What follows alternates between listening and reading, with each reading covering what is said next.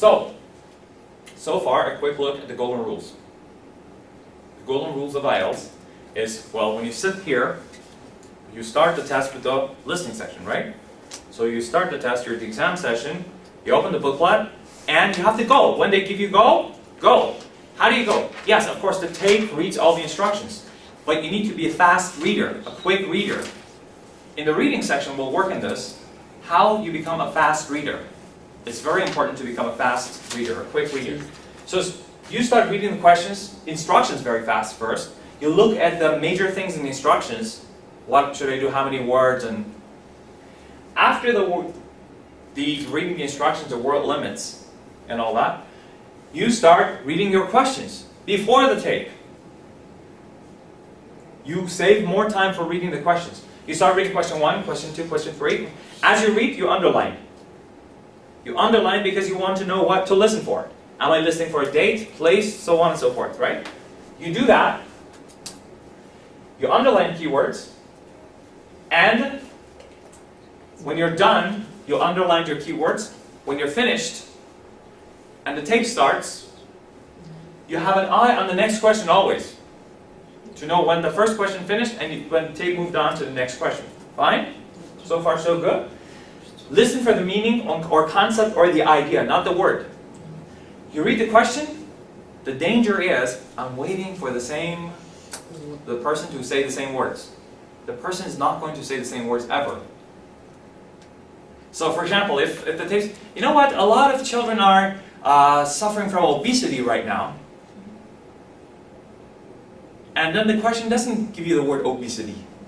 The question, what are the main problems on campus? The issue of something else? The issue of being overweight? So overweight is a synonym for obesity, right? So if people are overweight, they're obese, right? They give you a synonym for that word. Now, we will talk about the specifics in just a bit.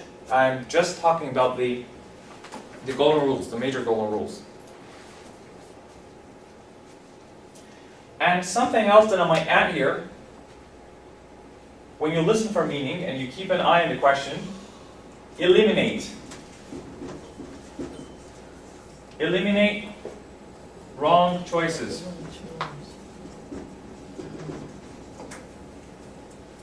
So I'm listening. I have 4 A, B, C, D. I have 4 options. And as I listen, I'm looking at the question and I'm looking at the options I have, right? So when I listen, I know option A is not correct. As I listen, this is A, B, C, D. Now, this is 1, 2, 3, 4. I'm listening. And this is A, B, C, and D, right? So, A, B, C, D. So I listen, I'm sure that A is not right. I listen, I'm sure C is not right. Because usually, in the test questions and multiple choice, we usually have doubts. We usually have problems with 2 choices, right? We don't know which one is right. Is it B or is it D? Is it A or is it D? Or is it A or is it C? We usually have problems, not with like all the 4 options. Usually, yeah, we're in between 2.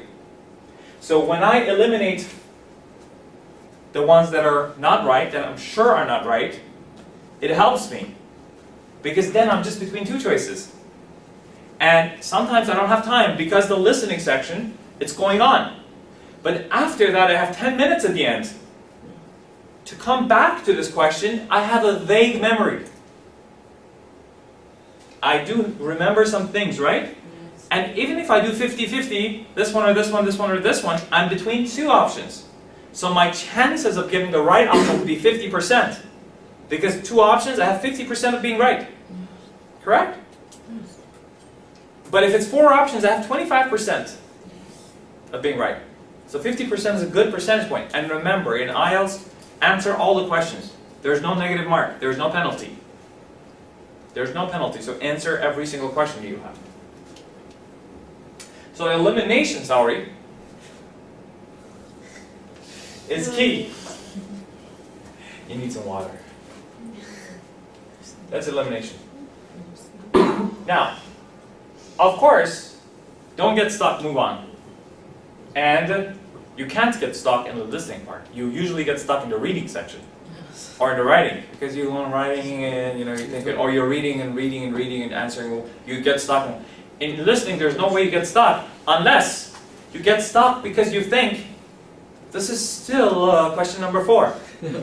And the tape is going on and on. The CD is like question number 7, or you're waiting for 3, it's number 5, because you didn't look at the next question. But if you look at so in listening, you have to learn. Look, in IELTS, you need to be a multitasker. You need to learn to listen, read, underline, read 2 options at the same time. That's why it takes a lot of concentration. That's what Tian said. It takes a lot of concentration. It takes a lot of multitasking. I need to be able to listen.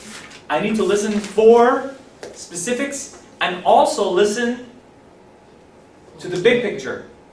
Get the main idea. I need to read some words and at the same time listen for the meaning of these words. For the idea. Not exactly the same words. It's not easy. That's why for this kind of multitasking, it's not just my listening is good. It's not just that. It's about being able to do the test well. And in order to be able to do the test well, you need to do a lot of samples. A lot of samples. For example, if somebody wants to take IELTS in 2 months, I'm telling her, don't wait for the book. From now on, every time you think you have time, start listening, doing the listening section. Start doing the reading section. Just do sample tests. That's the best thing to do.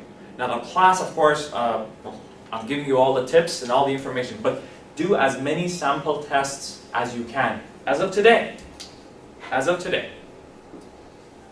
Every sample test that you do teaches you something about you and a trick that you need about, acing the test.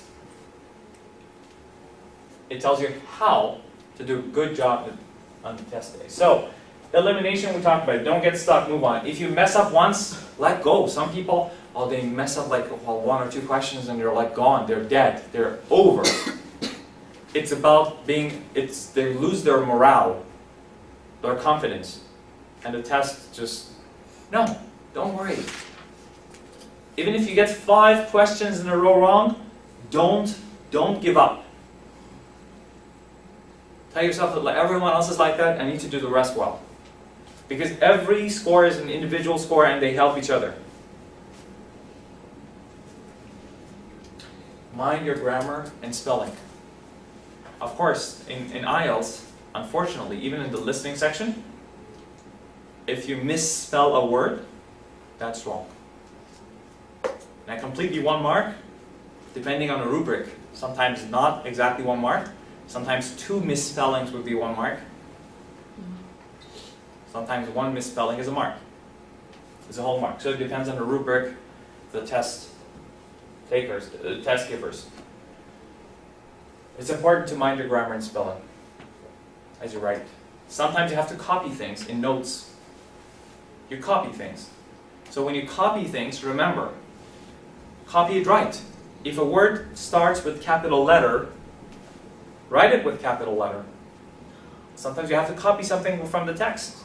In the reading section, in the listening, no, but if you have to write something from what you hear, if it's capital letter, mind your capital letter. If it's grammatically, you should check to see that the word is grammatically correct. If you need an adjective, put an adjective there. If you need a noun, put a noun there. If you need an adverb, put an adverb there. Don't be redundant. What do I mean? The text says there's a gap. And in the gap, it says in the morning. You need the word morning, only morning. Before the gap you had in the, and now morning. You put morning, but then in your answer sheet, you write down in the morning. That's wrong. You need only 1 word, that's morning. You'll be redundant. So these are basically the golden rules of listening. And apart from that, I can just wish you good luck. But this is just the golden rules. Now we want to get into the details of listening. So stay tuned.